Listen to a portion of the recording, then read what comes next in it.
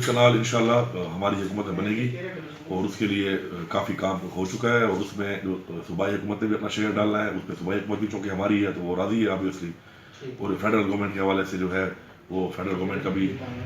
انشاءاللہ مکمل طور پہ اس پہ کام شروع ہے۔ اب اس پہ چونکہ لفٹ کنال میں پانی کو لفٹ کرنا ہے تو اس میں وہاں پہ ایک پاور پلانٹ بھی لگانا پڑے گا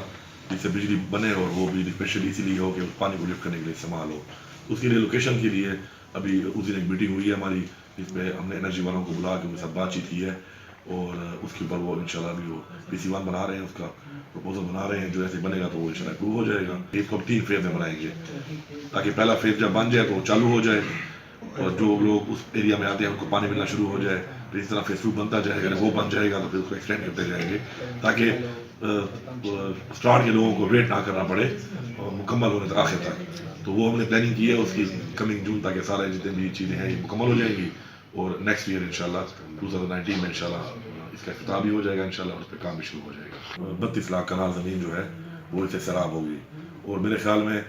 یہ ایک بہت ہی بڑا انقلاب ہے ہمارے صوبے کے لیے کہ اگر لفٹ کنال بن جاتی ہے تو میرے خیال میں اتنا بڑا ایریا ہمارا اس سے